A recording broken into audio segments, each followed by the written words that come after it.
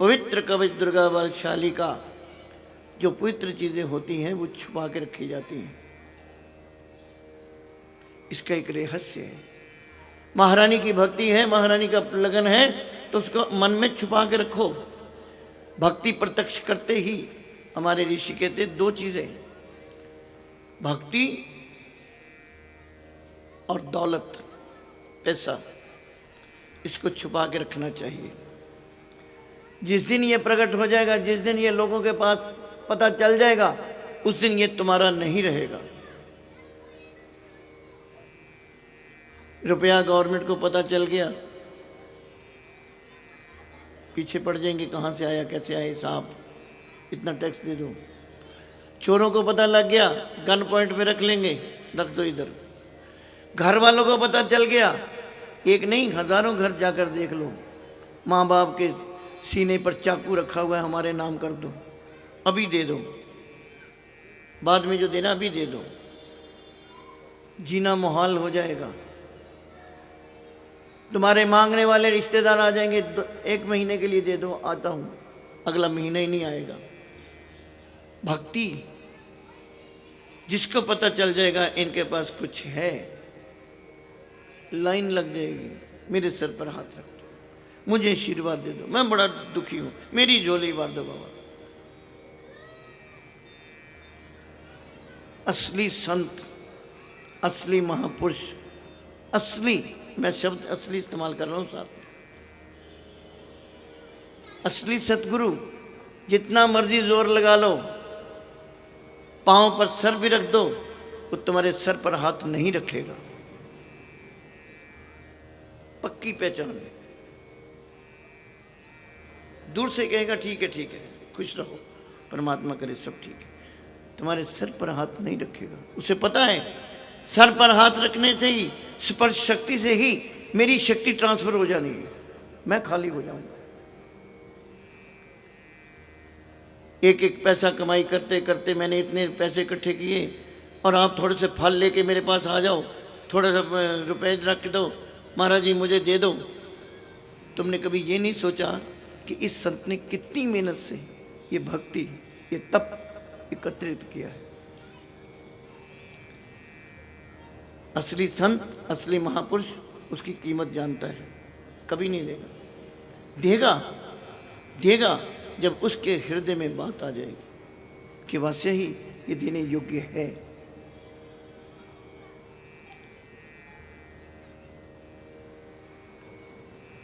पवित्र कवच दुर्गा बलशाली का मार्कंडे, जो हर काम पूरा करे स्वाली का, हर काम किसी तरह का भी। सुनो मार्कंडे, मैं समझाता हूं, मैं नव दुर्गा के नाम बतलाता हूं।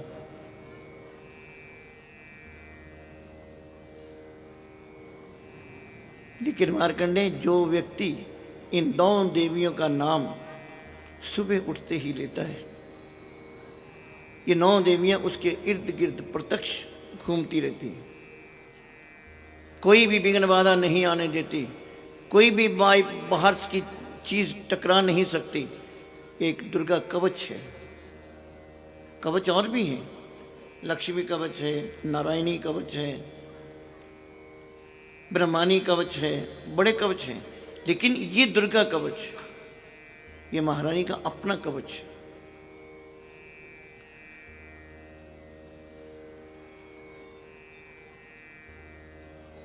इन देवियों के नाम सुनने से पहले सब लोग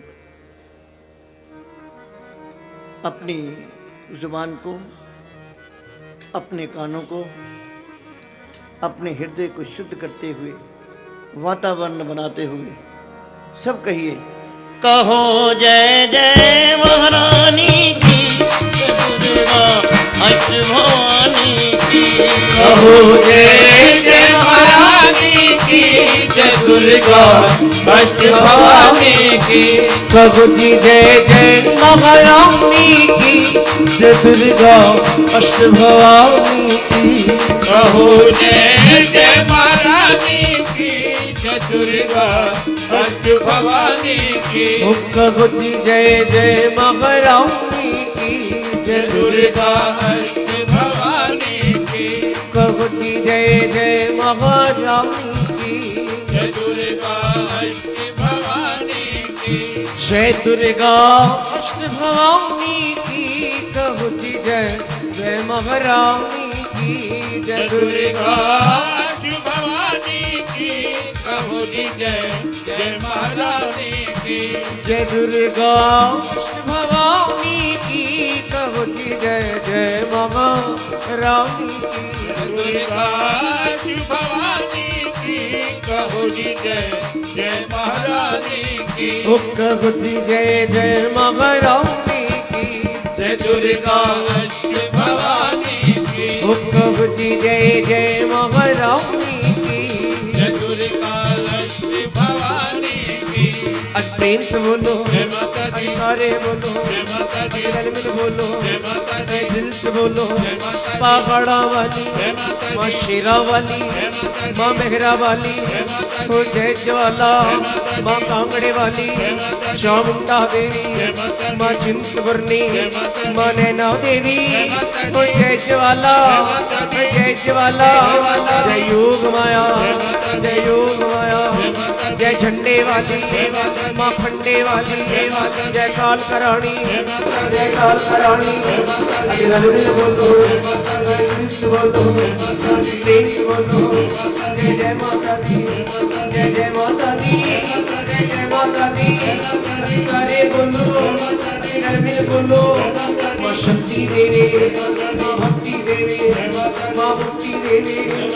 घर में बोलो दिल से बोलो प्रेम से बोलो जय जय माता दी। जय जय माता दी। जय जय माता दी। सारे बोलो माता दी। बोलो दिल से बोलो प्रेम से बोलो प्रभु जय जय महारानी की। जय दुर्गा अष्ट भवानी की। प्रभु जय जय महारानी की। जय दुर्गा अष्ट भवानी की। आज हाथ उठाकर सच्चे दिल से भगवती की जय जयकार करते हुए कह दो कहो जी जय जय।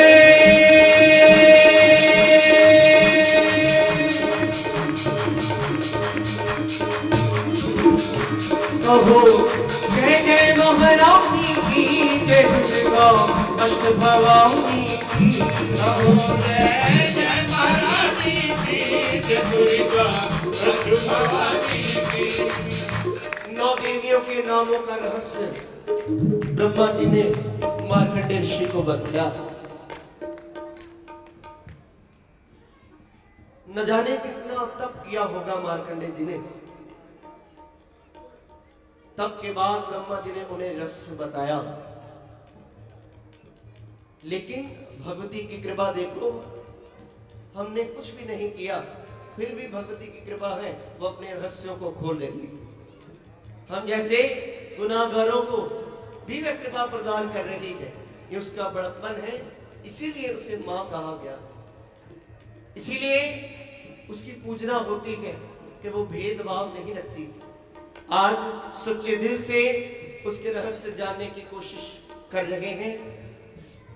दिल में उन रहस्यों को बिठाने के लिए भगवती से शक्ति मांगो और वो शक्ति नाम के आश्रय से ही आ सकती है। इसलिए ताली बजाकर अपने पूरे जोश से दिल से श्रद्धा से मिलकर सब लोग गाओ कहो जय जय महारानी की। जय दुर्गा अष्ट भवानी की। कहो जय जय महारानी की। जय दुर्गा अष्ट भवानी की। आज भगवती प्रवेश करने वाली है आपके अंतःकरण में। तो अंतःकरण को पवित्र करके क्योंकि अंतःकरण सबसे पहले आता है। मिट्टी का तन हुआ पवित्र गंगा के स्नान से। आपको सर्वप्रथम व्यासपीठ के माध्यम से यही सुनने को मिला था कि आप अपने शरीर को स्वच्छ करना चाहते हो साबुन से कर सकते हो और नहीं मनमाना और स्वच्छ करना चाहते हो किसी तीर्थ स्थान पर जाकर गंगा स्नान कर सकते हो और पवित्र करना चाहते हो तो वो पवित्रता भगवती के ध्यान से ही हो सकती है। इसलिए अपने मन को पवित्र करो ताकि भगवती आए, स्वच्छ हो। उसी पवित्र स्थान पर भगवती को विराजमान करते हुए कहो, कहो जय जय महारानी की, जय दुर्गा भवानी की। कहो जय जय महारानी की, जय दुर्गा भवानी की। अच कहो जय जय महारानी की, जय दुर्गा भवानी की। कहो जय जय महारानी की, जय दुर्गा भवानी की। कहो जय जय महारानी की, जय दुर्गा भवानी की। कहो जय जय महारानी की, जय दुर्गा भवानी की। कहो जय जय महारानी की, जय दुर्गा भवानी की। बोल कालका माई की जय। श्रद्धा भक्ति बढ़ाओ, श्रद्धा से बल मिलता है, विश्वास बढ़ता है। श्रद्धा भक्ति बढ़ाओ, झूठे तर्क ना करो, झूठ मूठ के तर्क ना किया करो, कैसे क्यों। झूठे तर्कों से ईश्वर प्राप्ति नहीं हो सकती। महापुरुषों के, माता पिता के आज्ञा अनुसार चलो। माता पिता से तर्क करना का मतलब है पिता का अपमान करना। महारानी से तर्क करने का मतलब है मां का अपमान करना।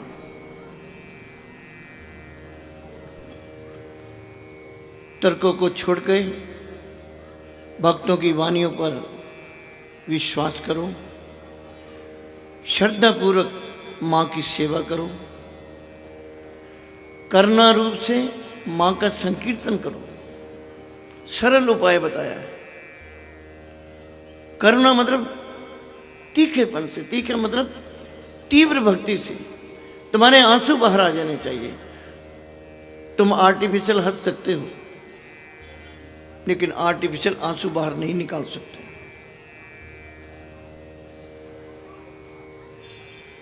करुणामयी करो, संकीर्तन करो, कीर्तन में इतना मगन हो जाओ, मां के कीर्तन में इतना मगन हो जाओ, सभी मंत्रों का रहस्य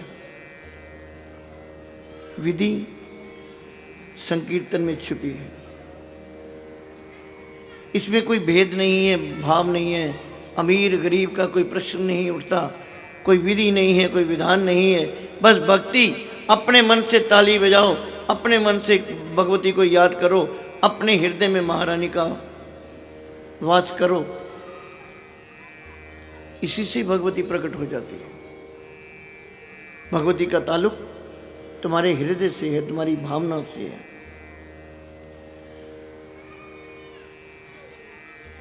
ब्रह्मा जी कहते, सुनो मार्कंडे, एक दिव्य शक्ति है जिसको ऋषियों ने दुर्गा नाम दिया है।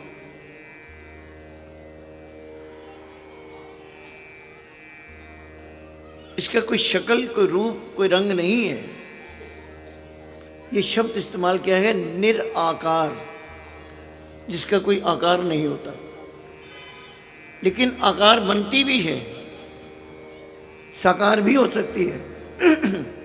कौन बनाता है? भक्त बनाता है। भक्त अपने मन में उसका विचार करता है कि ये देवी इस तरह की होनी चाहिए, उसका रूप बनाता है, रंग बनाता है। तो ब्रह्मा जी कहते हैं, मार्कंडे, उसकी आगे 9 शक्तियां हैं। शक्तियों के नाम दिए गए हैं, कोई रंग रूप नहीं बताया गया, शक्तियों के नाम बताए गए हैं। और कौन कौन सी शक्ति क्या क्या काम करती है, इसका भी वर्णन किया गया है। तुम्हें किस कार्य के लिए किस शक्ति का उपयोग करना चाहिए। हर देवी हर काम नहीं कर सकती। जल बोर्ड में जाओ, उनको कहो जी मेरा बिजली का मीटर खराब हो गया है, वो नहीं करेंगे। आपको जल बोर्ड में ही जाना पड़ेगा, बिजली ऑफिस में ही जाना पड़ेगा।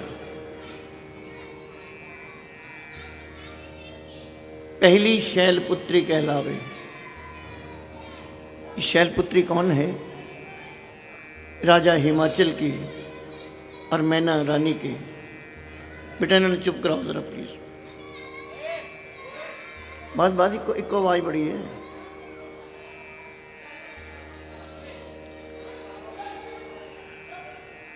पहली शैलपुत्री कहलावे। शैलपुत्री कौन है? ये हिमाचल की बेटी है। इसका पिछला जन्म सती का था।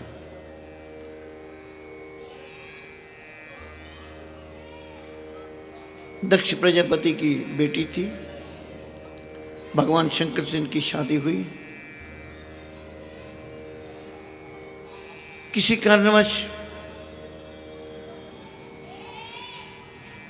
ये अपने पिता के घर आना चाहती थी, क्योंकि वहां बहुत बड़ा यज्ञ हो रहा था, लेकिन भगवान शंकर को आमंत्रित नहीं किया गया था।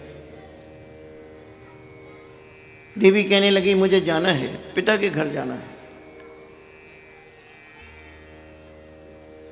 तो भगवान शंकर कहने लगे देखो उमा, हमें उन्होंने आमंत्रित नहीं किया। अगर कोई आमंत्रित नहीं करता, चाहे वो अपने मायका ही क्यों ना हो,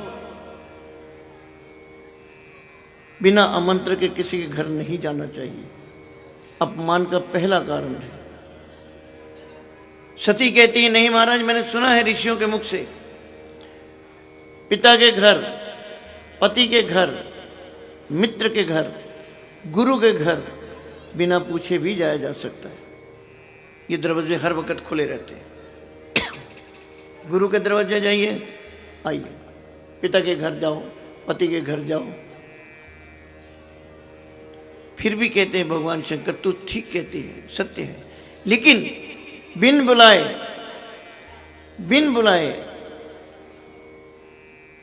बाप के घर, पिता के घर भी नहीं जाना चाहिए। सती ने जिद की। भगवान शंकर समझ गए कि होनी को होने वाली है। जिद करके चली। पीछे से आवाज दी सुनो देवी, मुझे लगता है कि ये तेरा और मेरा आखिरी मिलन है। मेरा अनुभव कहता है। क्यों? कि जब भी कोई पत्नी जिद करके अपने पति से मनवाती है, जिद करके, वो कार्य, वो लिया हुआ गिफ्ट कभी भी फलदायक नहीं होता। खुशी से लिया हो, रिक्वेस्ट किया हो, पति खुद दे दे, ससुर खुद दे दे, अपनी खुशी से दे दे, बहुत फलदायक है। जबरदस्ती गई, वही हुआ। पिता ने देखा, मुंह फेर लिया। बहनों ने देखा, मजाक कर दिया, बिन बुलाए मेहमान आ जाते हैं। किसने बुलाया था इसको? सिर्फ इतिहास कहते हैं कि मां ने गले लगाया है, क्योंकि ममता है। सती ने जब देखा कि यहां मेरे पति का अपमान है, पतिव्रता औरत स्त्री वही होती है जो अपने मायके में भी अपने पति का अपमान नहीं सह सकती। एक दफा शादी हो गई तो सारे धर्म उसी से जुड़ जाते हैं। देखा कुछ नहीं है, ब्राह्मणों से पूछा, ब्राह्मण चुप हैं। क्यों? कि दक्ष प्रजापति से डरते थे। चौकड़ी लगा के ध्यान लगाया। अग्नि स्वरूप तो खुद ही है, शक्ति स्वरूप है, ज्योति स्वरूप है। अंदर से ही अपनी योग अग्नि प्रकट की, अपने सिर को भस्म कर दिया। और अंतिम समय उसे पता था, उमा सब विद्याओं की मालिक थी, उसे पता था कि अंतिम समय जैसी भी आराधना, जैसी भी सोच करके प्राणी मरता है, अगला जन्म उसको वैसा ही मिलता है। हाथ खड़े करके कहने लगी, हे देवताओं, हे चंद्र, हे सूरज, हे विष्णु, मैं प्रतिज्ञा करती हूं, एक जन्म नहीं, मैं 1000 जन्म लेने के लिए भी तैयार हूं। लेकिन मेरी एक ही शर्त है, हर जन्म में मेरी शादी भगवान शंकर से ही होनी चाहिए। नारायण ने प्रार्थना स्वीकार की। शैलपुत्री के रूप में हिमाचल के घर प्रकट हुई। बच्ची बढ़ती गई। इसका नाम शैलपुत्री, पार्वती भी है, हिमवती भी इसको कहा गया है। हिमाचल की बेटी है। इसकी आराधना करने से, इस रूप की पूजा करने से तुम्हारे सब संकट उसी तरह भस्म हो जाते हैं जिस तरह इसने खुद को भस्म किया था। इसमें भस्म करने की शक्ति है। दूसरा रूप ब्रह्मचारिणी। पहली शैलपुत्री के अलावे दूसरी ब्रह्मचारिणी मनभावी। जब ये पार्वती बच्ची थी तो नारद जी ने इससे कहा कि बेटा, अगर तुम शिव को पाना चाहती है तो तप कर, तप के बिना नहीं होगा। ब्रह्मचारिणी तप की मालिक है। इसने बहुत तप किया, सूखे पत्ते खा के कई युग बता डाले, पानी तक नहीं छुआ, धीरे धीरे हवा भी लेनी बंद कर दी, सांस रोक ली, पूरा ब्रह्मांड हिलने लगा।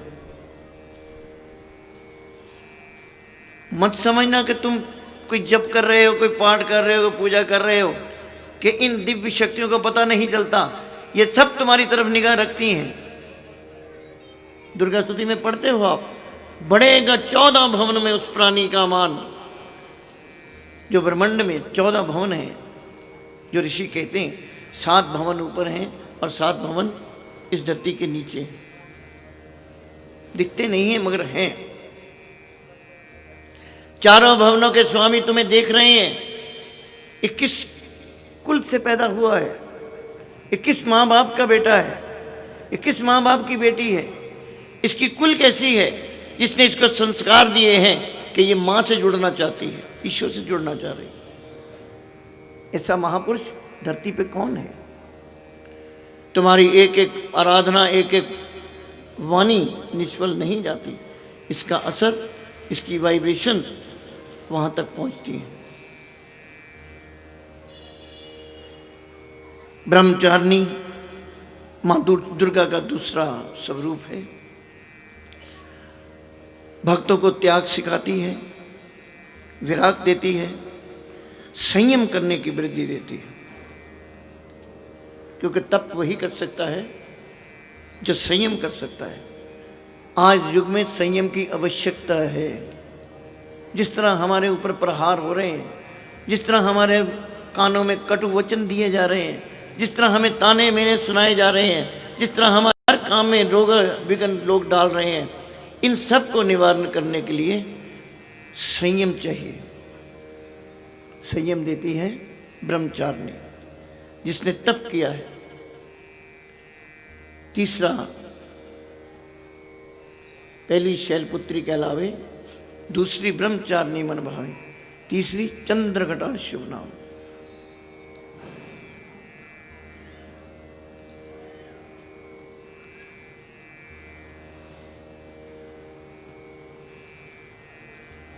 इसके मस्तक पर चंद्रमा विराजमान है। उस चंद्रमा की गति शेप कैसी है? घंटे के माध्यम में। जो ध्यान लगाता है, इसका स्मरण करता है, चंद्रमा जैसा घंटा, चंद्रमा जैसी एक आर्क है जिसके साथ ये टकराती है तुम्हारी आवाज़, तुम्हारे ध्यान, और कई गुना बन के फैल जाता है।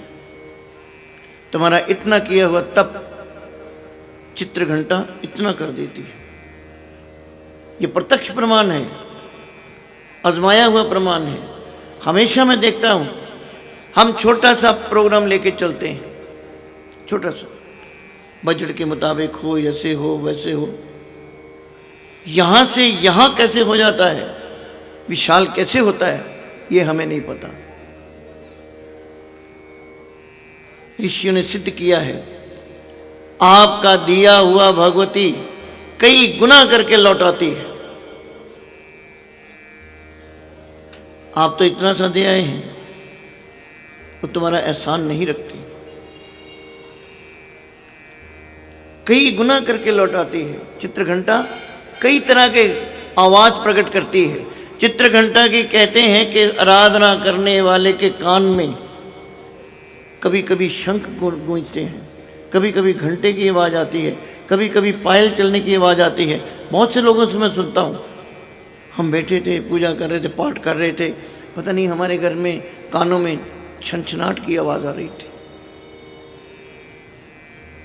वेद मंत्रों की आवाज़ आती है, तुम पहचान नहीं पाते। ये चित्रघंटा तुम्हारी वाणी को कई गुना फैला देती है। चौथी, कूष्मांडा सुखधाम। ये शक्तियां बताई गई हैं, इनका उपयोग आपने क्या करना है आप जानो। किस शक्ति का उपयोग चाहिए? भक्ति चाहिए, विराग चाहिए, सिद्धियां चाहिए, समर्पण चाहिए। ये अलग अलग शक्ति का आपको ध्यान देना होगा। कूष्मांडा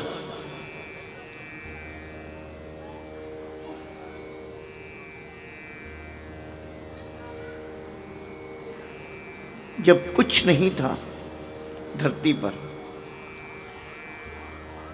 तब इसी महारानी ने अपने अंदर से शक्तियां पैदा की हैं। इसी ने अपने अंदर से पुरुष और स्त्री को पैदा किया है। इसी की शक्ति से पुरुष पुरुष कहला रहा है। इसी की शक्ति से शक्ति औरत, स्त्री शक्तिमान कहला रही है। ये पहचान देती है, सृष्टि बनाने की बात करती है। जो मनुष्य सच्चे दिल से इसके शरणागत हो जाता है,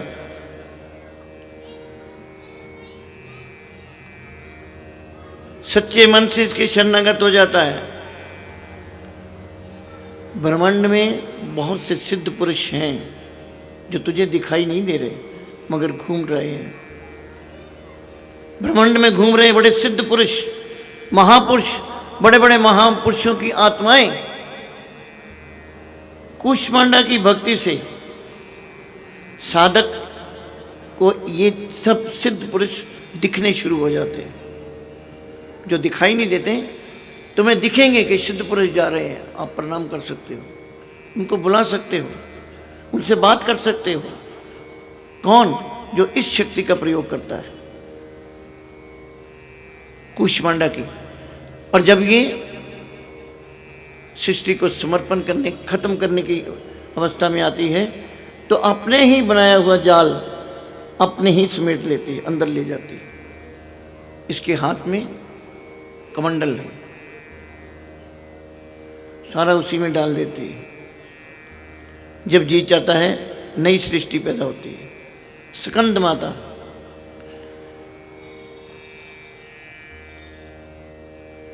ये शिवपुत्र स्कंद की माता है।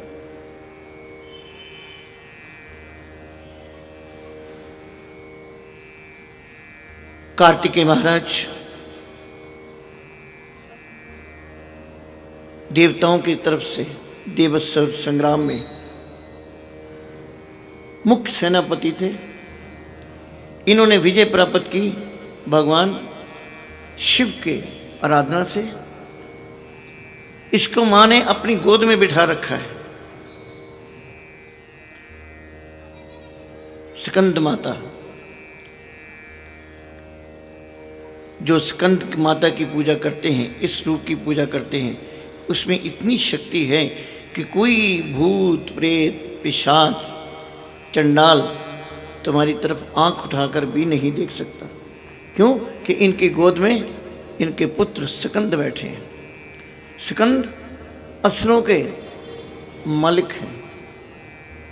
भगवान शंकर के पास तो दोनों शक्तियां हैं, असुर भी हैं, मगर असुरों के मालिक ये हैं। इनकी शक्ति के बिना असुर घूम भी नहीं सकते, तुम्हारी तरफ देख भी नहीं सकते। छठी कात्यायनी विख्याता, कात्यायनी की बहुत सी कथाएं हैं। एक ऋषि हुए हैं कात्यायन। कात्यायन ऋषि ने अपने आश्रम में बहुत तपस्या की।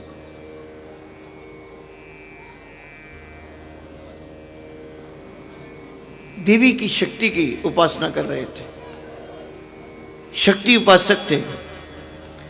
बहुत समय बीत गया, हजारों साल बीत गए। इनकी तपस्या से प्रसन्न होकर भगवती प्रकट हुई।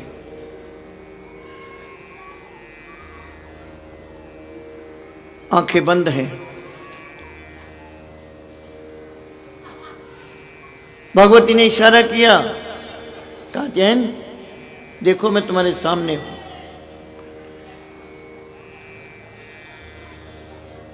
आंखें खोली तो भगवती की तरफ देखा, दिव्य दृष्टि पड़ी, मन में एक इच्छा प्रकट हुई।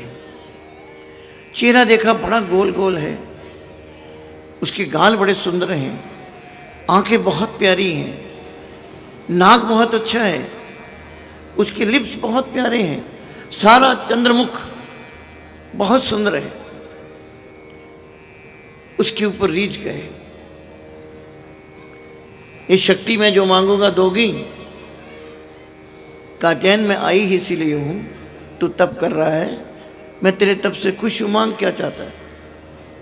मैं सब कुछ देने में समर्थ हूं, तू मांग तो सही। दोगी? हाँ। सोच लो, समझ लो, बड़ा कठिन है महारानी।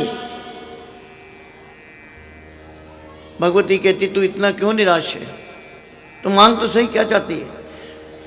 मांगा क्या? मांगने की अपनी अपनी सोच है।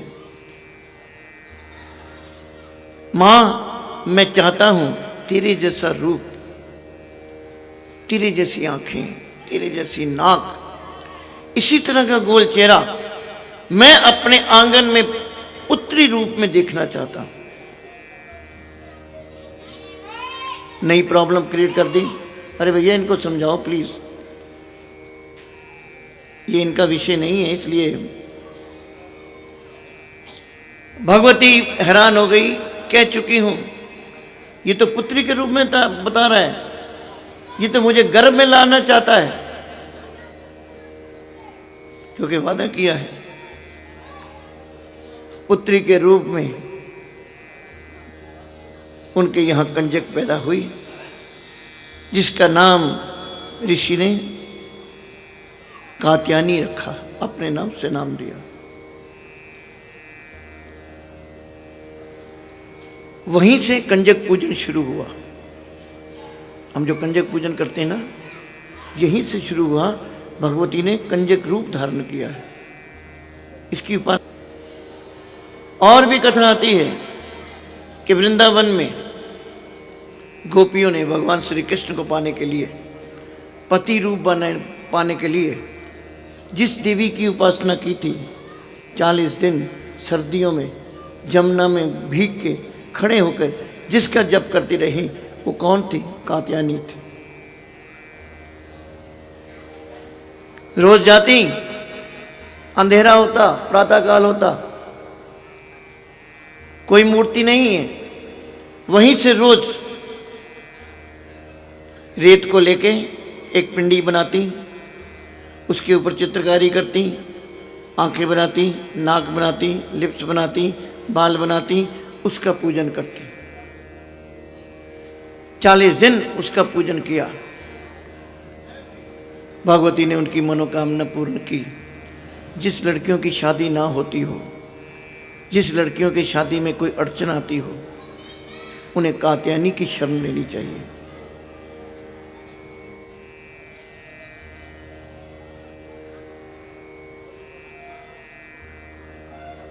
कात्यायनी की पूजन हुआ, कात्यायनी प्रसन्न हुई।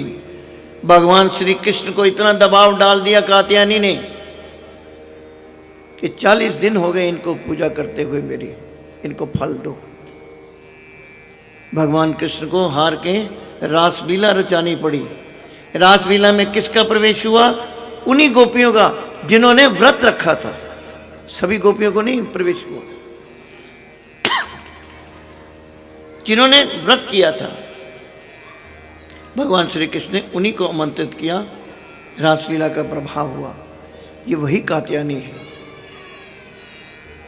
ये वही कात्यायनी है जिसने महिषासुर का वध किया। इसी ने अपनी शक्ति दिलाई, दिखाई।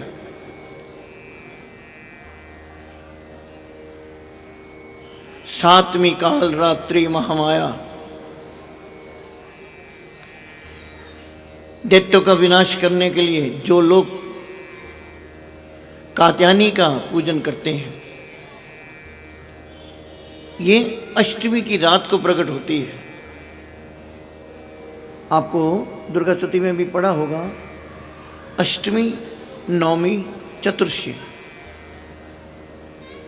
ये अष्टमी की रात को प्रकट होती है। किसके लिए? जो लोग शत्रु विनाश करना चाहते हैं। शत्रु विनाश क्या होता है? जो ये पुराण हमारे बताते, ऋषि बताते हैं, शत्रु नाश सबसे पहले अपने अंदर के करने हैं। अपना विकार दूर करना है।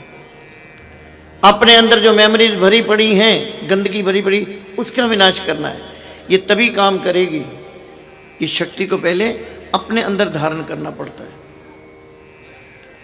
जो लोग इसकी उपासना करते हैं वो दानव, दैत्य, राक्षस, भूत, प्रेत आदि का स्मरण करते ही उससे छूट जाते हैं। नौमी सिद्धि धात्री जग जाने, आठवीं महागौरी जग जाया।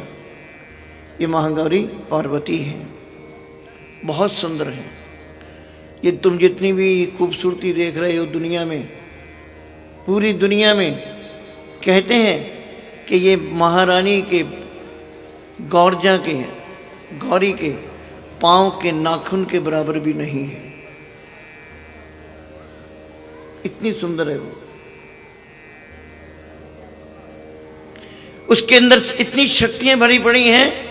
आप 5वें अध्याय में देखोगे, पढ़ोगे, इतनी शक्तियां अंदर छुपी पड़ी हैं कि महागौरी को खुद नहीं पता कि मेरे अंदर क्या क्या शक्तियां हैं। बिल्कुल हमारी तरह तुम्हारे अंदर बहुत शक्तियां हैं, मगर सोई हुई है। अगर आप चाहो तो उन्हें जागृत कर सकते हो। इन्हीं शक्तियों का आधार लेके, इन्हीं शक्तियों की साधना से अपने अंदर जो शक्तियां हैं तुम ला सकते हो। आपने देखा होगा कभी कभी तुम किसी से डर रहे हो, कोई बोले जा रहा है, डर रहे हो, यार ये क्या करेगा, वो करेगा। तुम्हारे डरते डरते एक अंदर से ऐसी शक्ति उत्पन्न होती है, तुम्हारे अंदर इतनी बल आ जाता है, आत्म शक्ति इतनी उपज करती है, क्योंकि उसकी गालियां उस शक्ति को प्रेरित कर रही हैं। शक्ति उत्पन्न होती है, तुम कहते हो जाओ, तुमने जो करना है कर लो, जो तुझसे हो सकता है कर लो, तो तुम्हारी आत्म शक्ति जाग उठती है। अब तुम नहीं, वो डरने लगता है, पता नहीं ये क्या कर देगा। शक्तियों को जागृत करना पड़ता है। तुम्हारे अंदर बहुत शक्तियां हैं, बहुत शक्तियां हैं, मगर इसकी टेक्निक चाहिए। इन शक्तियों को किस तरह जागृत किया जा सकता है, इनसे कैसे फायदा उठाया जा सकता है। गौरी की उपासना करने वाली स्त्री, गौरी पूजन करे जो नारी, रहे सुहागन सदा सुखारी।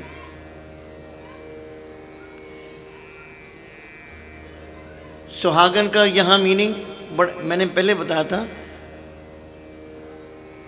ऋषियों के वाक्यों में बड़ी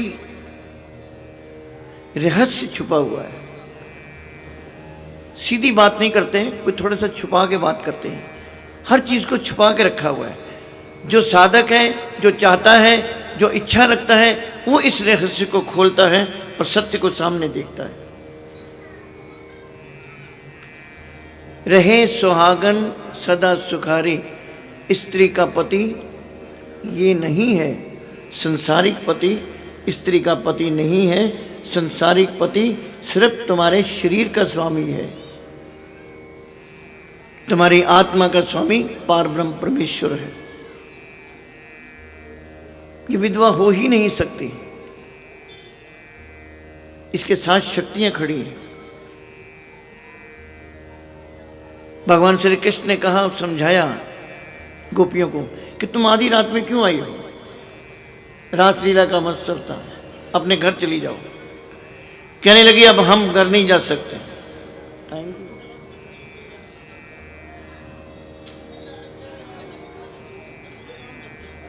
कहने लगी हम घर नहीं जा सकते। क्यों? अब घर जाएंगे तो बदनाम होगी, अब हम रहेंगे तो यहीं रहेंगे। कृष्ण ने कहा तुम कैसे रहोगी, मैं परपुरुष। गोपियां कहती तुम कह रहे हो परपुरुष। भगवान श्री कृष्ण ने एक उन्होंने प्रश्न किया, कृष्ण एक बात बताओ, तुम हमारा इंसाफ करो। कहने लगी कि एक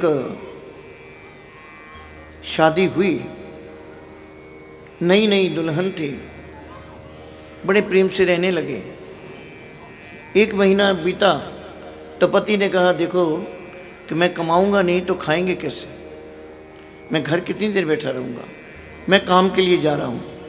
पत्नी उदास हो गई, पकड़ के बैठ गई, नहीं मैं मर जाऊंगी तुम्हारे बगैर, मुझे तुम्हारा सहारा है, तुम मत जाओ, मैं तुम्हें कैसे याद करूंगी। सखियां कह रही भगवान श्री कृष्ण से।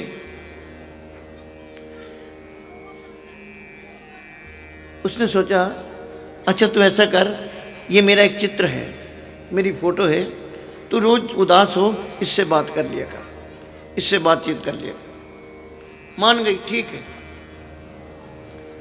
वो अपने कारोबार पे चला गया। कृष्णा अब हम एक प्रश्न करते हैं, तू समझा। पत्नी अपने पति की तस्वीर के सामने रो रही है, याद कर रही है, मन उदास है, परेशान है। बाहर से दरवाजा खटखटाता है कोई, दरवाजा खोलने जाती है, दरवाजा खोलती तो उसका पति खड़ा होता है।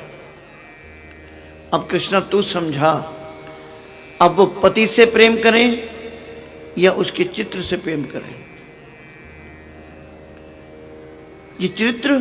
ये जो चित्र है, जो तस्वीर तुमने दी है, ये संसारिक पति है, असली पति तू है, तुझे छोड़कर हम नहीं जा सकते। तुम्हारा हमारा असली पति ईश्वर है, परमात्मा है, हम वहाँ से आए हैं, वहीं जाएंगे। कोई रास्ता ढूंढना पड़ेगा, किसी का सहारा महापुरुष का लेना पड़ेगा, ताकि हम ज्योति ज्योत समा जाएं। महागौरी सब सिद्धियों की मालिक है। स्त्रियों के लिए सिर्फ और सिर्फ गौरी पूजन लिखा है। आप गौरी पूजन करो, सब कुछ पा जाओगे। सोमवार, शनिवार, मंगलवार गौरजा के ऊपर जल चढ़ाओ।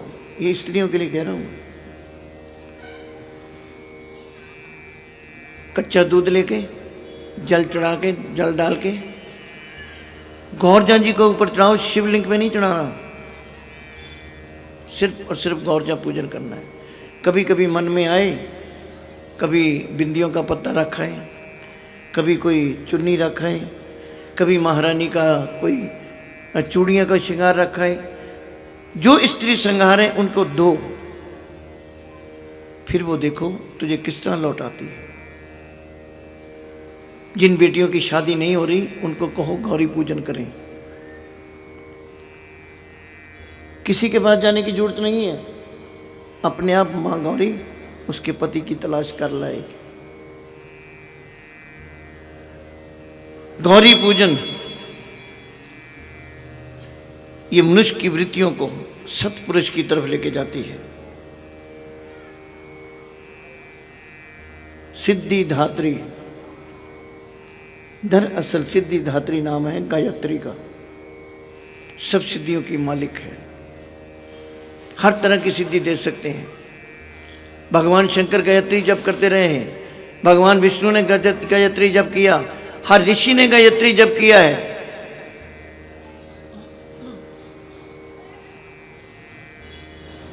आप कुछ करो या ना करो, ईश्वर को मानो या ना मानो, परमात्मा का नाम लो या ना लो, कर्म करो, कर्म करते ही शक्ति को आना ही पड़ेगा। इससे कोई ताल्लुक नहीं है परमात्मा को मानते हो नहीं मानते। आप कर्म करो, कर्म का फल देने के लिए उसको आना ही होगा। ब्राह्मण चाहे कुछ ना करे, गायत्री जप करे, सारी सिद्धियों का मालिक हो जाए। ब्रह्मा जी कहते हैं, ये साधक को बताया है कि पूजा किस तरह की जाती है। महारानी को अपने अंगों पर विराजमान करो, यानी कि कवच बनाओ। जप करना है, तुम्हारा जप आसुरी शक्तियां नहीं पूरा होने देंगी। दो ही शक्तियां हैं, पॉजिटिव और नेगेटिव।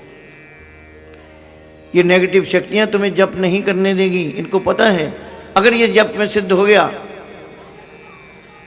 तो हमारा स्थान नहीं रहेगा।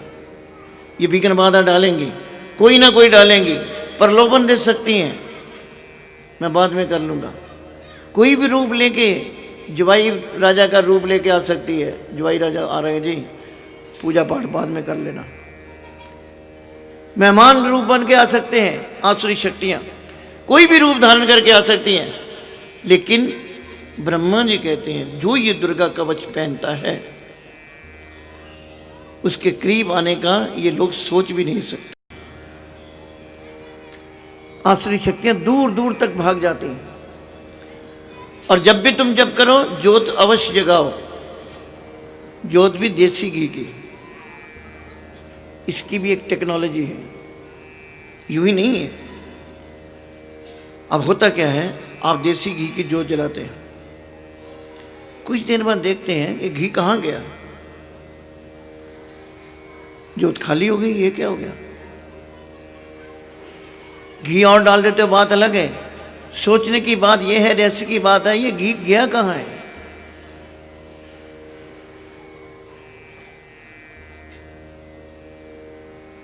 अग्नि से मिलके घी वाष्पीकरण रूप लेके फैल जाता है,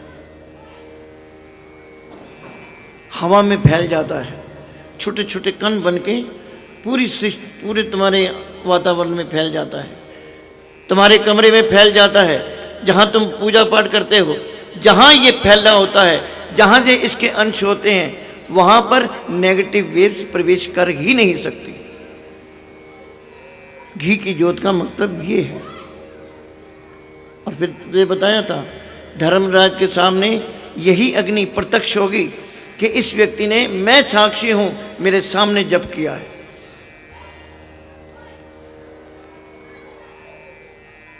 ज्योत जलाओ, अपने अंगों पर भगवती को विराजमान करो। दुर्गा स्तुति में आप पढ़ते ही हो, अग्नि देवता का आवाहन किया है, इंद्राणी का आवाहन किया है, अलग अलग दिशाओं में उनको बिठाया है। अब मैं यहाँ बैठा हूँ, यहाँ भगवती को विराजमान किया है, इस कोने में विराजमान किया है, इस कोने में विराजमान किया है, इधर किया है। 8 कोने हैं और 9वां कोना आकाश और 10वां कोना पाताल, और बीच में साधक बैठा है। चामुंडा 10 दिशाओं में, हर कष्ट तुम मेरा हरो, संसार में माता मेरी रक्षा करो, रक्षा करो। तुम्हारा रक्षक कोई और है, तुम साधक हो, साधना करो। सामने भगवती को बिठाया है, पीछे बिठाया है, दाने बिठाया है, बाएं बिठाया है, यहाँ तक कि आंखों की कोमल पत्तियों तक बिठाया है, लिप्स पे बिठाया है, नाक में बिठाया है, नासिका में अंश अपना माँ सुगंधा तुम धरो। हे माँ, सुगंधित हवा आए ताकि मेरा मन लग जाए। ये सारे साधन मन को लगाने के लिए है। ऊपर व नीचे होठों की माँ चर्च का अमृत कली, चर्चिका का मंदिर पाकिस्तान और अफगानिस्तान के बॉर्डर के ऊपर है। कल हमारी किसी बेटी ने प्रश्न किया था कि कल आप ज़रूर बताना शक्तिपीठ और सिद्धपीठ में क्या अंतर है। शक्तिपीठ और सिद्धपीठ में क्या अंतर है? शक्तिपीठ वो हैं जहां पर महारानी के अंगों को भगवान विष्णु ने काटा था। दक्ष प्रजापति के यहाँ जब अग्नि से भस्म हो गई, जलने लगी, तो भगवान शंकर ने जली हुई लाश को अपने हाथों में लेकर पागल हो गए थे। जगह जगह घूमने लगे, आकाश मार्ग में घूमने लगे। सारे ऋषि मुनियों ने कहा, देवताओं ने कहा, महाराज अगर ये विराग से बाहर नहीं निकले तो ब्रह्मांड कैसे चलेगा? इसके लिए कुछ साधन सोचिए। महाशक्ति से इजाजत ली भगवान विष्णु ने, अंतर ध्यान होके, मां तेरी ये दुर्दशा देखी नहीं जाती। जला हुआ शरीर शंकर लेकर पागल हुए पड़े हैं, अगर तुम आज्ञा दो तो इसके टुकड़े टुकड़े कर दे। भगवती ने कहा ठीक है। भगवान विष्णु ने अपने सुदर्शन चक्र से उस शरीर के टुकड़े टुकड़े किए। जहां जहां वो टुकड़ा गिरा है धरती पे, वहीं सिद्धपीठ हो गई है। अब इसमें भी दो भेद हैं, ध्यान रखना। नाभि से ऊपर वाले शरीर के अंग जहां जहां गिरे हैं, हमारे यहाँ दो संप्रदाय हैं, दक्षिण संप्रदाय और वामपंथी। हम दक्षिणपंथी हैं, हम सात्विक हैं। नाभि से ऊपर ऊपर के जितने भी अंग गिरे हैं भगवती के, कहीं जुबान गिरी है, कहीं होंठ गिरे हैं, कहीं उंगलियां गिरी हैं, कहीं बाजू गिरे हैं, कहीं दायां स्तंभ या दायां अंग गिरा है, कहीं बायां अंग गिरा है। जितने जितने वहां सात्विक लोग दक्षिणवामी पूजन करते हैं। जो कटी भाग के अंग हैं, नीचे वाले अंग गिरे हैं, पांव, घुटने, बाजू, योनि, ये सब वामपंथी इसकी उपासना करते हैं। ये सब तांत्रिक शक्तियां हैं, इनकी उपासना तांत्रिक लोग करते हैं। हम लोग सात्विक शक्ति, जैसे वृंदावन है, वहाँ भगवती के बाल गिरे हुए थे कात्यायनी मंदिर में। हिमाचल में जितनी भी देवियाँ आप देखते हो सिद्धपीठ, भगवती के ऊपर के अंग गिरे हुए। ये यहाँ नहीं, नेपाल तक हैं, चाइना में भी हैं। ये मत समझना कि ये अपने थोड़े हिंदुस्तान में ही है। हिंदुस्तान पहले इतना नहीं था जब वो थे, वहाँ कोई बॉर्डर नहीं था जब ये घटना हुई है। अंग जहाँ जहाँ गिरता गया है। अब कितने अंग गिरे हैं? ऋषियों को आज तक 51 स्थान मिले हैं, 51, जिनको इन्होंने सिद्धपीठ घोषित किया है। हो सकता है अभी ऐसे स्थान हों, ऐसी जगह वो उनके अंग गिरे हों जो अभी तक नहीं मिल पाए। रहस्यपूर्ण है। सिद्धपीठ होता है जिस स्थान को भक्त सिद्ध करता है, जिस स्थान पे भक्त उपासना करता है, जिस स्थान पर बैठकर भक्त भगवान को प्रकट करता है। जैसे वृंदावन है, बांके बिहारी है, ये प्रकट किए गए हैं। स्वामी हरिदास जी ने अपनी मधुर वाणी शास्त्रीय संगीत से, सुरों के माध्यम से उस मूर्ति को प्रकट किया है। और ये मूर्ति कहते हैं कि पूरी नहीं है, इसके पांव नहीं है। वृंदावन में जो मूर्ति आप देखते हो, हरिदास जी को भगवान ने कहा, हरिदास मैं खुश हूँ, तेरी वाणी सुन के प्रकट हो जाऊंगा, मगर याद रख मेरी तरफ देखना नहीं है। जहां तू मेरी तरफ पीट करके देखेगा मैं वहीं रुक जाऊंगा। गलती यहीं खा गए। अपनी विद्या पर शक हो गया कि हो भी रहा है, पीछे मुड़ के देखा तो भगवान श्री कृष्ण सिर्फ यहीं तक प्रकट हुए थे। आज मूर्ति वृंदावन में संत द्वारा प्रकट की गई है। जहां संत प्रकट करता है, जहां भगवती प्रकट करती है, आपके यहां महाकाली आप लोगों ने प्रकट की है। इसका स्वरूप भक्तों ने प्रकट किया है। भक्तों की वजह से ये आज यहां बैठी है। ये सिद्ध पीठ होते हैं, इन पे पाठ करने से कई लोग यहां पाठ कर गए, कई लोग यहां जप कर गए, कई संत आए, कई महात्मा आए, उनकी सबकी भक्ति यहां पर कायम है। वही तुम्हें फल दे रही है। आज तक 51 पीठ शक्तिपीठ भगवती के मिले हैं। उन्हीं शक्तियों को आधार पर अपने सिर पर एकत्रित किया गया और उसी से वर मांगा गया, हे महारानी भैरवी मेरी भार्या की रक्षा करो हमेश। इस लाइन को समझो। भैरवी, हे महारानी भैरवी, भैरवी मेरी भार्या की, मेरी स्त्री के ध्यान रखना। अगर ये बीमार हो गई या अगर इसने घर में क्लेश खड़ा कर दिया, अगर इसने वातावरण अशुद्ध कर दिया, तो महारानी मैं जप नहीं कर पाऊंगा। घर में क्लेश हो, झगड़ा हो, तरह तरह की वानियां हो, ऊट पटांग के शब्द हों, तो कहाँ बैठ के उपासना करनी है, कहाँ होती है? सबसे पहले महारानी इसको ठीक रखना, क्योंकि घर गृहस्थी इसी पर चल रही है। आदमी तो कमाने चला जाता है। भैरवी मेरी भार्या की रक्षा करो हमेश, मान राय दरबार में देना सदा नरेश। हे महारानी मैं कवच पहन कर जा रहा हूं।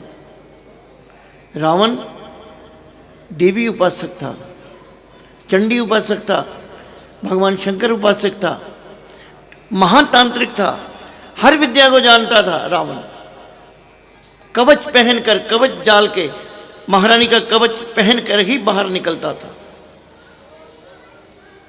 जहां हाथ लगाता था, जिस देवता को पकड़ता था, वो अधीन हो जाता था। क्यों? कि देवी कवच का इतना प्रभाव होता था।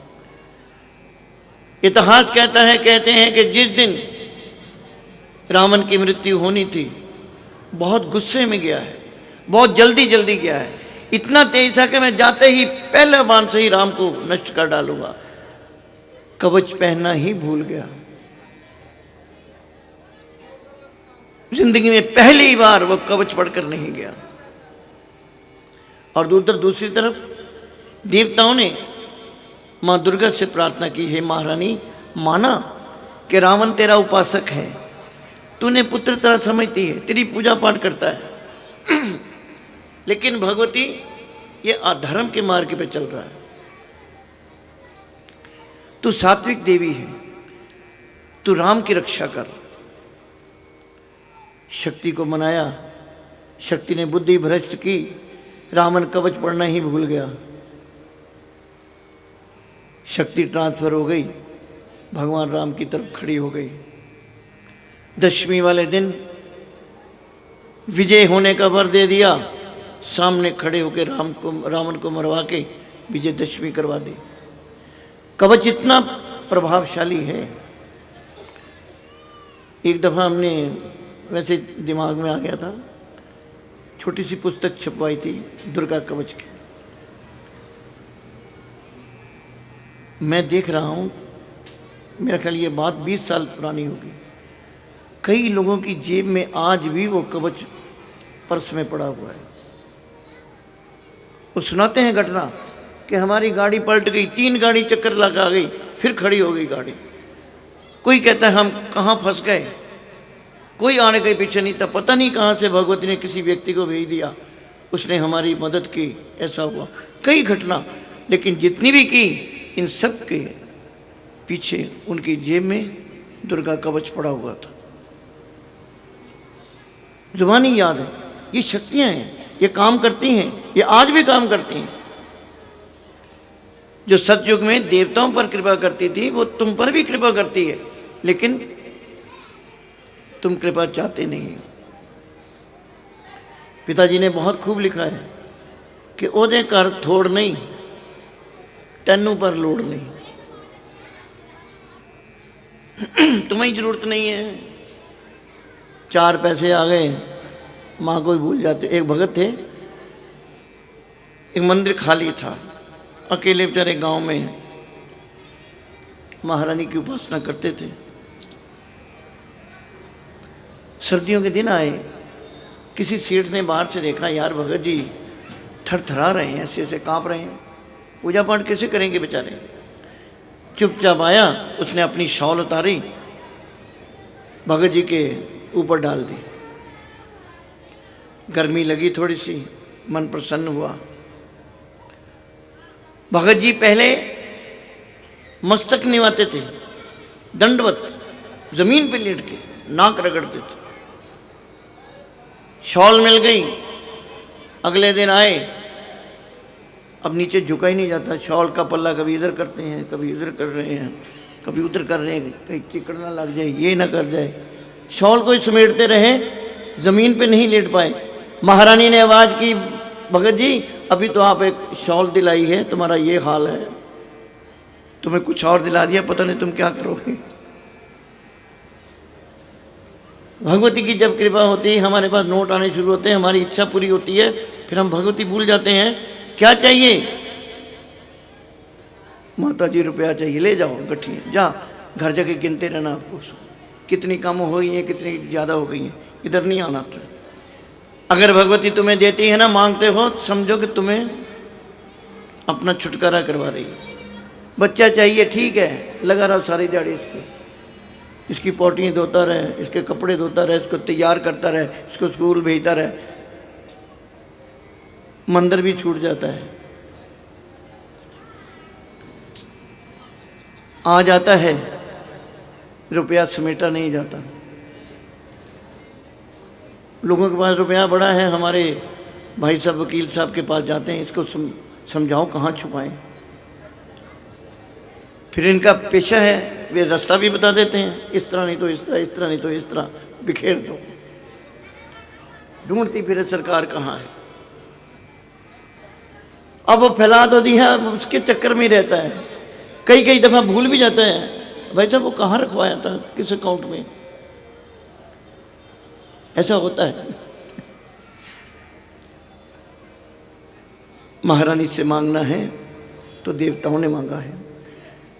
जब भी हम प्रेम से याद करें, हम ये नहीं कहते महारानी कि तुम हमारे पास बैठी रहो, हमारे पास भी इतना वक्त नहीं हम तुम्हारे पास बैठे रहे, मगर इतना कृपा करो, इतनी मुझ पर दया करो, जब भी मैं फ़ोन करूं मेरा मोबाइल उठा लिया करो। जब भी हम प्रेम से याद करें, मां देना दर्शन दिखलाए, बस इतना ही। भगवती की चर्चा की,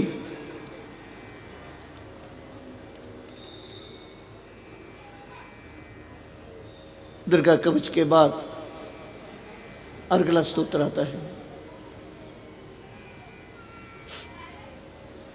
अर्गला स्तोत्र नमस्कार स्तोत्र है, भगवती को प्रसन्न करने का। टाइम चलिए,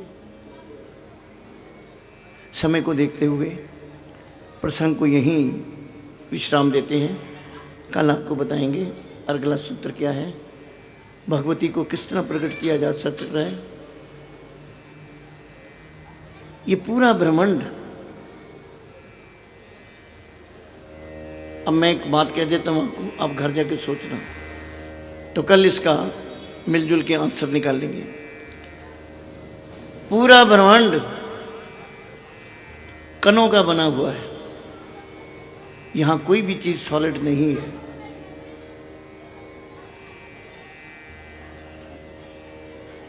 पत्थर को उठा लो, उसको टुकड़े करो, उससे भी ज़्यादा टुकड़े करो, छोटी कंकरी बन जाएगी। उसको भी पीस डालो, कपड़ से छान करो, बहुत बारीक हो जाएगा। उसको फेंक दो, हवा में घुल जाएगा। यानी कि ये इतना बड़ा पत्थर भी एक एक छोटे छोटे अणुकण से बना हुआ है। तुम्हारा शरीर साइंस कहती है, डॉक्टर कहते हैं, छोटे छोटे सेल्स से बना हुआ है। सेल्स जुड़े हुए हैं तो ये शरीर बना हुआ है। अगर ये बिखर जाएं तो खत्म है। अग्नि में जलाया जाता है शरीर, क्यों? कि जितने इसके कण हैं सब हवा में चले जाएं, वाष्पीकरण बन जाए, हवा में चला जाए। हवन करते हैं, सामग्री डालते हैं, घी डालते हैं, वाष्पीकरण बनते हैं, चले जाते हैं। तरह तरह के हवन की अलग अलग सामग्री है। ये नहीं कि हर हवन की अलग सामग्री है। इसकी कल आपको चर्चा करेंगे। ये जब हम शब्द इस्तेमाल करते हैं ना कि महारानी कण कण में विराजमान है, इसका मतलब यही है पूरा ब्रह्मांड कणों से ही भरा हुआ है और हर कण तुम्हारी आवाज जा रही है, कणों के माध्यम से तुम तक पहुंच रही है।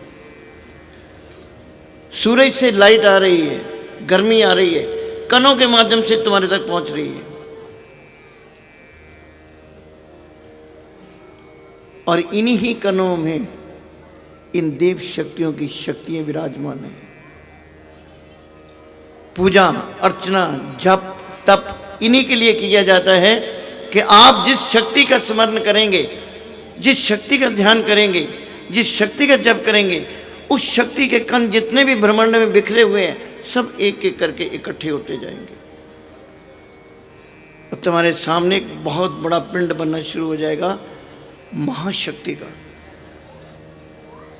वो तुम्हें तेज देता है, वो तुम्हें शक्ति देता है। ये जप का एक टेक्निक है। आपको कहते हैं ना 10,000 पाठ करो, 1 लाख जप करो, उसे एक विधि है। इसकी चर्चा कल करेंगे और विस्तार से। महारानी ने चाहा, भगवती कृपा करेगी। मैं हर बार कहता हूँ, आज भी कहता हूँ, वक्ता भी महारानी है और श्रोता भी महारानी है। व्यास गद्दी पे भगवती ही विराजमान है, वही अपने भेद खोलती है और तुम्हारे तक कानों के माध्यम से जाते हैं। जिस शक्ति के माध्यम से, तुम्हारे अंदर भी वही शक्ति है जो इसको स्वीकार करती है। आप उठ जाओगे, आसन को प्रणाम करके उठना। पता नहीं तुम्हारे अंदर कौन सा देव, कौन सा ऋषि, कौन सा युग पुरुष तुम्हारे अंदर प्रवेश करके आत्मा करके ये कथा सुन रहा है। आज की क्या सतयुग में लोग तरसते थे, ऋषि मुनि तरसते थे। पता चला कि सुखदेव स्वामी कथा करने वाले हैं, कंदराओं से ऋषि बाहर निकल के आ गए कि कथा सुननी है। आज बैनर लगाए जाते हैं, पोस्टर लगाए जाते हैं, टेलीफोन किया जाता है, पापा जी जरूर आना, जरूर आना, जरूर आना। नहीं सुनने वाले को भी जबरदस्ती बुलाया जाता है। क्यों? कि अब श्रद्धा नहीं रही, भाव नहीं रहे। जिस दिन तुम अपने आप आ जाओगे, समझेंगे कि तुम्हें भूख है, प्यास है, तुम अपनी महारानी के बारे में और जानना चाहते हो, तुम अपने कुल के बारे में और जानना चाहते हो। कुल संसारिक नहीं, जहां से हम आए हैं उस स्थान को और जानना चाहते हो। उन्हीं के संग चर्चा करने में आनंद आता है, उन्हीं के साथ चर्चा करने में एक नया कमल खिलता है, नई बात बनती है। आज यहीं विश्राम देके अशोक जी छोटी सी भेंट, उसके बाद सब लोग गायत्री मंत्र का उच्चारण करेंगे। आज 9 देवियों के रहस्यों को जानने का अवसर मिला। सब लोग चौकड़ी लगा लीजिए। 9 बार गायत्री मंत्र का उच्चारण होगा। सर ढांप लीजिए अपने अपने, सब लोग सर ढांप लीजिए और महारानी गायत्री का स्वरूप सामने रखते हुए, क्योंकि सबसे पहली देवी यही थी जो इस सृष्टि पर विराजमान हुई, यही देव माता है। इसी का मंत्र सब लोग करते हैं। सब लोग आंखें बंद करके चौकड़ी लगाकर ध्यान देते हुए उस मां का जिस भगवती के आश्रय से ये सारा ब्रह्मांड उत्पन्न हुआ। ओम भूर्भुवः स्वः तत्सवितुर्वरेण्यं भर्गो देवस्य धीमहि धियो यो नः प्रचोदयात्। ओम भूर्भुवः स्वः तत्सवितुर्वरेण्यं भर्गो देवस्य धीमहि धियो यो नः प्रचोदयात्। ओम भूर्भुवः स्वः तत्सवितुर्वरेण्यं भर्गो देवस्य धीमहि धियो यो नः प्रचोदयात्। ओम भूर्भुवः स्वः तत्सवितुर्वरेण्यं भर्गो देवस्य धीमहि धियो यो नः प्रचोदयात्। ओम भूर्भुवः स्वः तत्सवितुर्वरेण्यं भर्गो देवस्य धीमहि धियो यो नः प्रचोदयात्। ओम भूर्भुवः स्वः तत्सवितुर्वरेण्यं भर्गो देवस्य धीमहि धियो यो नः प्रचोदयात्। ओम भूर्भुवः स्वः तत्सवितुर्वरेण्यं भर्गो देवस्य धीमहि धियो यो नः प्रचोदयात्। ओम भूर्भुवः स्वः तत्सवितुर्वरेण्यं भर्गो देवस्य धीमहि धियो यो नः प्रचोदयात्। ओम भूर्भुवः स्वः तत्सवितुर्वरेण्यं भर्गो देवस्य धीमहि धियो यो नः प्रचोदयात्।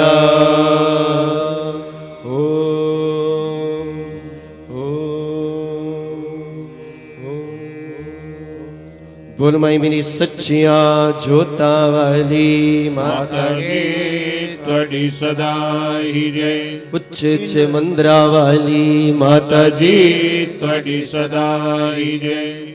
इन शब्दों के माध्यम से आपने क्या कहा है, इसका मीनिंग क्या है?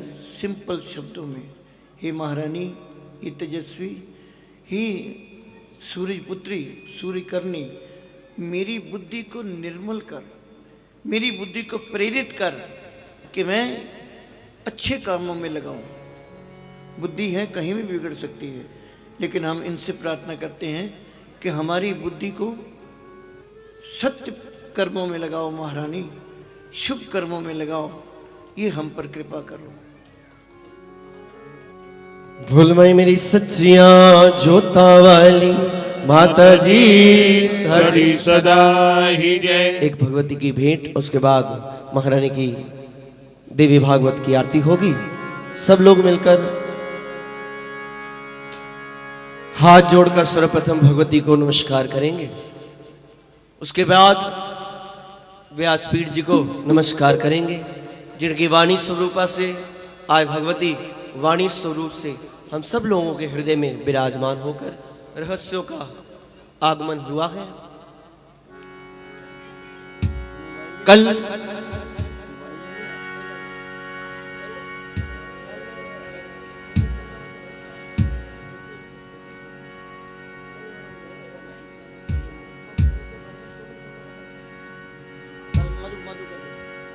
कल का प्रसंग बड़ा ही ज्ञानपूर्वक और बड़ा ही रोचक प्रसंग है।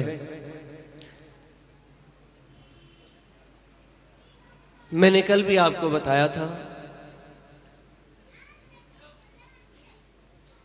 देवी भागवत में हर ग्रंथ में सबसे पहले यही आता है, ये ग्रंथ उन्हीं को सुनाना चाहिए जिसकी सुनने की रुचि हो।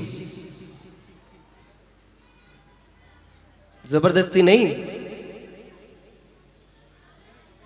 ये ग्रंथ का फल उसी को प्राप्त होता है जिसकी इच्छा जागृत हो अपनी भगवती के बारे में जानने के लिए, अपने ठाकुर के बारे में जानने के लिए।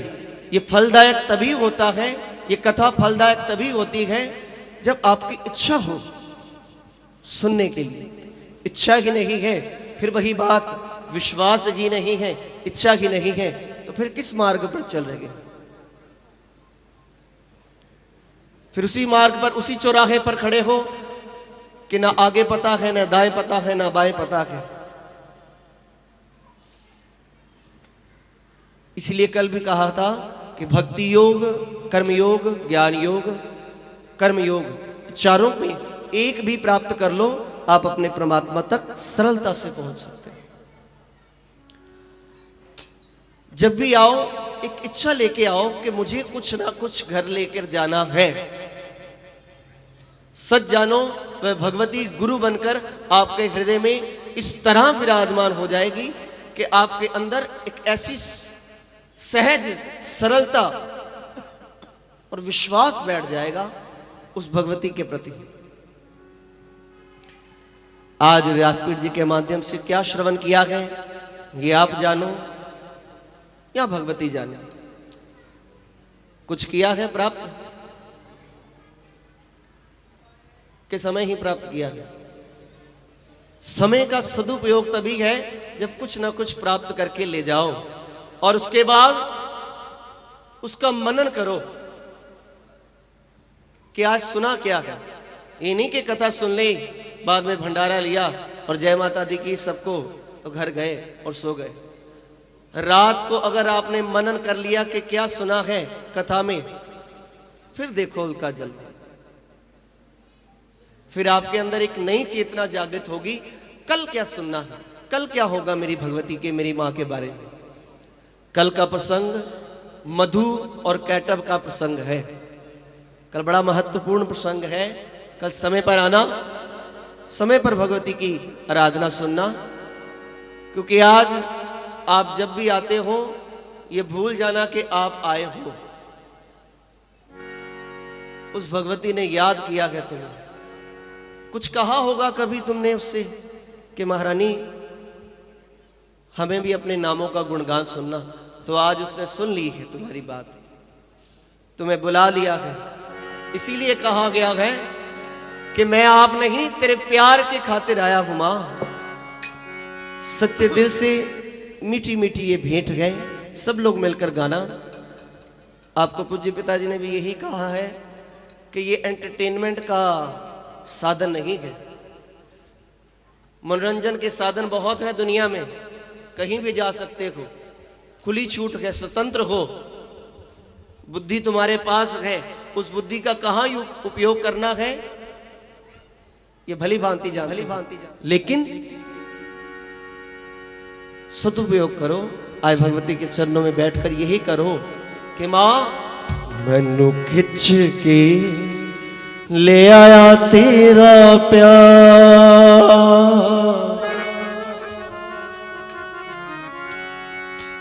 ये दो हो गए, तो एक जरूरी सूचना सुन ले। पहले भी एक गाड़ी नंबर था, गाड़ी नंबर 4610 4010 DZ1RE। खिंच के सब लोग कहना कि आज ना मैं खुद नहीं आया, मैनू खिंच के ले आया तेरा प्यार। मंदिरां च रहन वाली मैनू खिंच के ले आया तेरा प्यार। मंदिरां च रहने वाली मैनू खिंच के ले आया तेरा प्यार। मैनू खिंच के ले आया तेरा प्यार। मंदिरां च रहन वाली मैनू खिंच के ले आया तेरा प्यार। मंदिरां च रहने वाली आया छड़ के मैं आया छड़ के मैं सारा संसार। ये मन की बात है, आज मन की बात भगवती से कह दोगे माँ मैं सब कुछ छोड़ के आया हूँ। छड़ के मैं सारा संसार मंदिराच रहने वाली। आया छड़ के मैं सारा संसार मंदिराच रहने वाली। मैनू खिंच के ले आया तेरा प्यार मंदिराच रहने वाली। मैनू खिंच के ले आया तेरा प्यार मंदिराच रहने वाली। महारानी क्या कहूँ, क्या तेरा गुणगान करूँ माँ। आया तेरा असू मेरा, आया तेरा असू मेरा जित नहीं लगदा। आया तेरा असू मेरा चित नहीं लगेगा। वो आया तेरा असू मेरा जित नहीं लगदा। आया तेरा असू मेरा चित नहीं लगेगा। करके दीदार, करके दीदार मेरा रू नहीं रजदा। करके दीदार मेरा रू नहीं लगेगा। ओ आया तेरा असू मेरा चित नहीं लगदा। आया तेरा असू मेरा चित नहीं लगेगा। ये तक तस्वीर मेरा रू नहीं रजदा। तक तस्वीर मेरा रू नहीं लगेगा। रू नहीं रजदा। जोता वाली सच्ची सरकार मंदिराच रहने वाली। मैनू खिंच के ले आया तेरा प्यार मंदिराच रहने वाली। हो आया छड़ की मैं सारा संसार मंदिराच रहने वाली। खिंच के ले आया तेरा प्यार मंदिराच रहने वाली। हे महारानी मैं आ तो गया हूँ, तूने बुला तो लिया है भगवती, लेकिन अब तू ही रास्ता बता माँ, तू ही हमें समझा। किवें मेरी रिझावा तेनू केड़ी केड़ी रीझ करा। मेरी जवा तेनू केड़ी केड़ी रीझ करा। हो किवें मेरी रिझावा तेनू केड़ी केड़ी रीझ करा। मेरी जवा तेनू केड़ी केड़ी रीझ करा। हो गुफा दिए रानिए, गुफा दिए रानिए मैं चरना ते शीस तरा।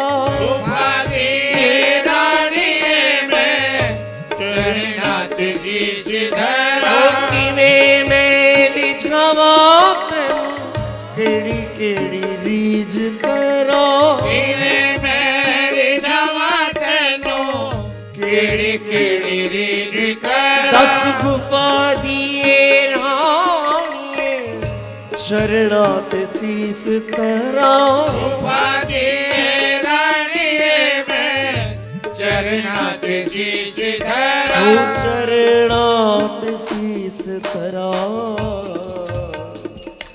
तेरे बाजों है झूठा संसार,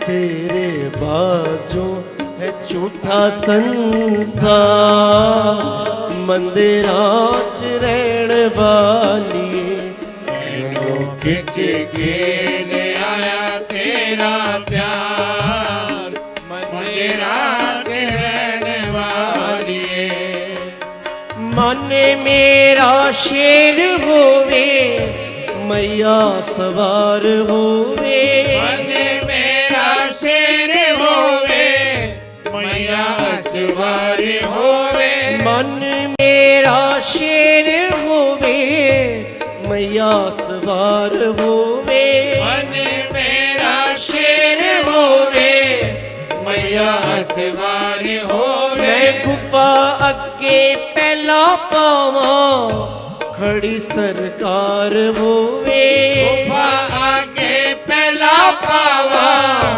खड़ी सरकार होवे मैं गुफा अगे पहला पावा खड़ी सरकार होवे गुफा आगे पहला पावा खड़ी सरकार होवे खड़ी सरकार होवे मैं ते लग जावा ओ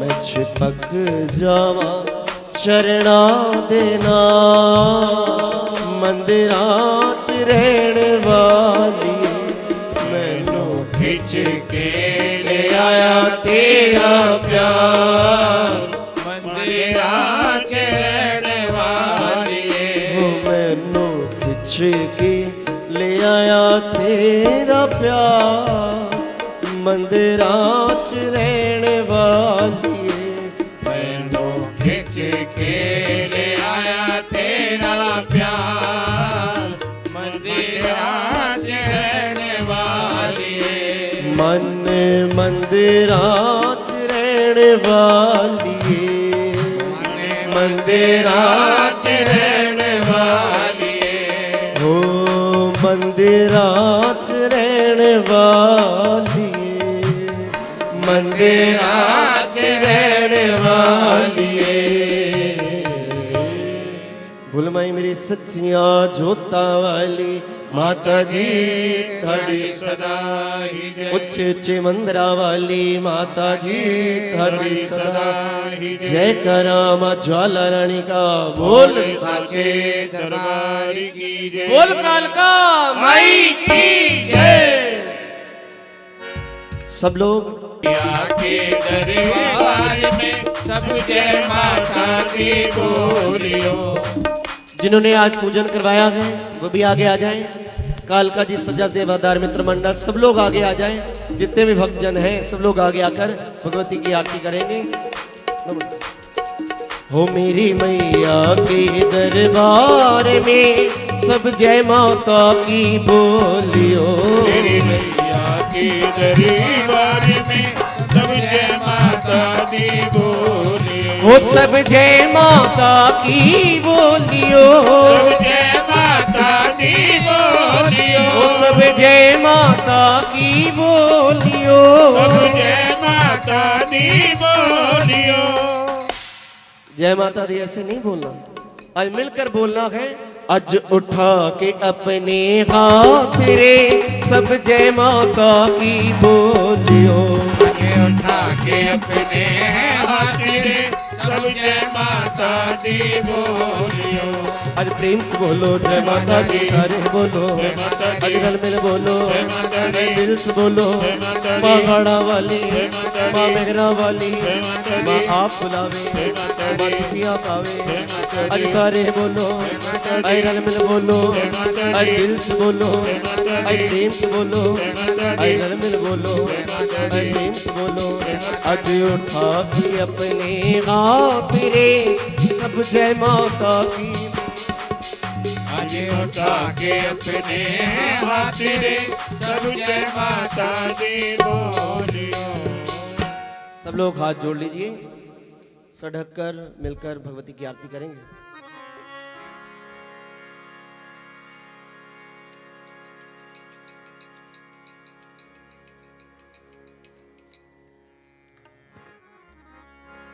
आरती जग जननी मैं तेरी गाऊं, आरती जग जननी मैं तेरी गाऊं, तुम बिन कौन सुने वरदाती, तुम बिन कौन सुने वरदाती, किसको जाकर विनय सुना, आरती जग जननी मैं तेरी गाऊं, असुरों ने देवों को सताया, तुमने रूप धरा महामाया, उसी रूप के दर्शन चाहो, उसी रूप के दर्शन चाहो, आरती जग जननी तेरी गाऊं, आरती जग जननी मैं तेरी गाऊं, रक्त बीज मधु के टभ मार,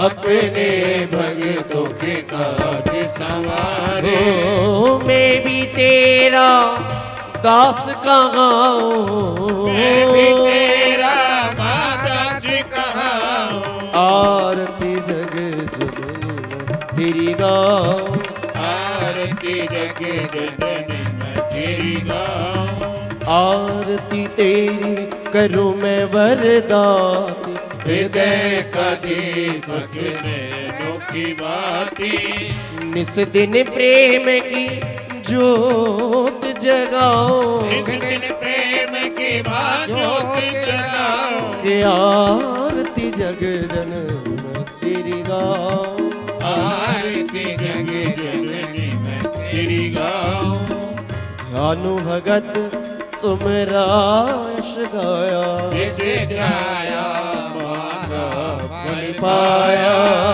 मैं भी दर तेरे शीश झुकाऊं, मैं भी दर तेरे शीश झुकाऊं, आरती जग जननी तेरी गाऊं, आरती जग जननी मैं तेरी गाऊं, जानो भगत तुमरा यश गाया, जिसे ध्याया मांगा फल पाया, ओ मैं भी दर तेरे शीश झुकाऊं, तेरे शीश झुकाऊं, आरती जग जननी मैं तेरी गाऊं, आरती जग जननी मैं तेरी गाऊं, आरती तेरी जो कोई गावे, चमन सभी सुख संपत्ति पावे, मैया चरण कमल रज चाहो, मैया चरण कमल रज चाहो, हे दाती मैं तेरी कृपा चाहो, राति में तेरी माँ कृपा चाहो, हे आरती जग जन मैं तेरी गाऊं, आरती जग जननी मैं तेरी गाऊं, मैया जी आरती जग जननी मैं तेरी गाऊं, आरती जग जननी मैं तेरी गाऊं, आरती जग जननी मैं तेरी गाऊं, आरती जग जननी मैं तेरी गाऊं, आरती जग जननी मैं तेरी गाऊं, आरती जग जननी मैं तेरी गाऊं, आरती जग जननी मैं तेरी गाऊं, आरती जग जननी मैं तेरी गाऊं, आरती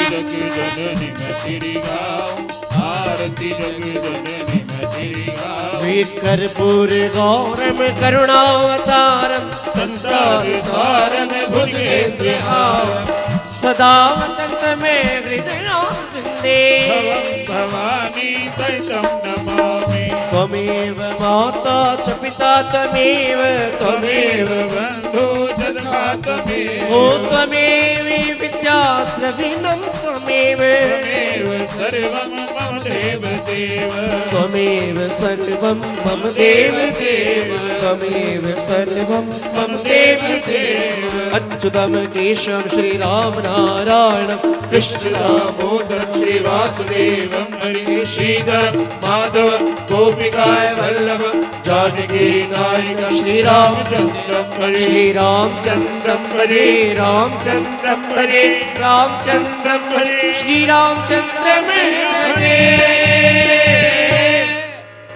ओम आरार्धिकं जले शीतलीकरणं क्रियात् देवाभिवन्दनं पुष्पाभिवन्दनम् आत्माभिवन्दनं महा। ओम द्योः शान्तिरन्तरिक्षं शान्तिः पृथिवी शान्तिरापः शान्तिरोगदयः शान्तिः वनस्पतयः शान्तिर्विश्वेदेवाः शान्तिर्ब्रह्म शान्तिः सर्वगुं शान्तिः शान्तिरेव शान्तिः सामा शान्तिरेधि सुशान्तिर्भवतु। सभी अपने हाथों में फूल ले लें और माँ भगवती को पुष्पांजलि अर्पित करेंगे। जगने न जग्न्या माया झुंता देवा स्थानि धर्माणि प्रथमान काम कामाय मह्यम कामेश्वरो वैश्रवणो दधातु कुबेराय वैश्रवणाय महाराजाय नमः। हरि ओम। स्वस्ति साम्राज्यं भोज्यं स्वाराज्यं वैराज्यं पारमेष्ठं राज्यं महाराज्यमाधिपत्यमयं समन्तपर्यायै स्यात् सार्वभौमः सर्वायुकान्ता दापरार्धात् पृथिव्यै समुद्र पर्यन्ताया एकराडिति तदप्येष श्लोको विगीतो मरुतः परवेष्टारो मरुतस्यावसन्ग्रहे आवीक्षतस्य कामप्रवेर विश्वेर्देवा सभासद। ओम कात्यायन्यै च विद्महे कन्याकुमारी च धीमहि तन्नो दुर्गिः प्रचोदयात्। नाना सुगंध पुष्पाणि यथा कालोद्भवानि च पुष्पांजलिर्मया दत्तो ग्रहण परमेश्वरी। सुमन सुगंधित पुष्प बहु हो पुष्प वृष्टि अपार प्रेम सहित अर्पण करें मेरी मात करो स्वीकार। मंत्र पुष्पांजलिं समर्पयामि। दुर्गा देव्यै नमः महाकाल्यै महालक्ष्मी महासरस्वत्यै नमः। बोलो साचे दरबार की सचिया जोता वाली माता तेरी सदा जय। धर्म की जय हो। जो धर्म की जय चाहते हैं अपने हाथ प्राणियों में विश्व का सत्य सनातन धर्म की माँ भगवती की माँ कालिका की माँ सरस्वती की माता लक्ष्मी की जयकारा वीर बजरंगी। हर हर महादेव हर हर महादेव हर हर महादेव। सब लोगों को आज के उत्सव की बहुत बहुत बहुत बहुत बधाई है। दुर्गा स्तुति के रहस्य सप्ताह श्रीमद् देवी भागवत पर आधारित दुर्गा सप्तशती का हिंदी अनुवाद दुर्गा स्तुति के रूप में उसका रहस्य भगवती के अनेकों रूपों का। सब लोग भगवती की प्रेरणा से औरों को प्रेरित करें कि जो भी कल्याण चाहते हैं वो भगवती के इन रहस्यों को जरूर सुने। अब भगवती का भंडारा यहीं पर होगा। कल मधुकैटव का वध किस प्रकार भगवती की कृपा से किया हुआ, सब लोग जरूर आए समय पर। ठीक 8 बजे यहाँ पे संकीर्तन प्रारंभ होता है। सब लोग आकर भगवती से आशीर्वाद प्राप्त करेंगे। आज के उत्सव की सबको बहुत बहुत बधाई हमारी ओर से। सब लोगों को जय माता